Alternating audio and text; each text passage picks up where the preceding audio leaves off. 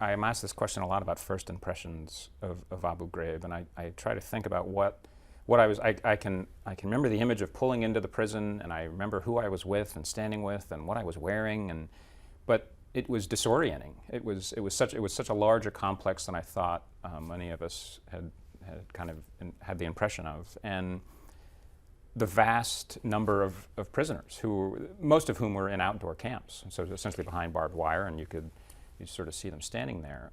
And this is not, I think, what I thought of as interrogation or military interrogation.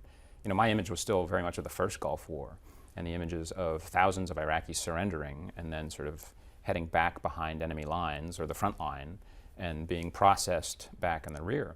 But here we were out in what was essentially one of the most kind of dangerous parts of Iraq at the time. We were essentially halfway between Fallujah and halfway between Baghdad, and mortar rounds came in, and this was not my sort of impression of how a prisoner of war camp was run. You didn't interrogate prisoners in a combat zone. You removed them from that zone, both for the safety of interrogators and the people working, but more importantly, the safety of the actual prisoners. So in terms of when I knew that something wasn't quite right, even before I even thought about the issue of interrogation, most of us, I think, were sort of confused by why it had been arranged this way.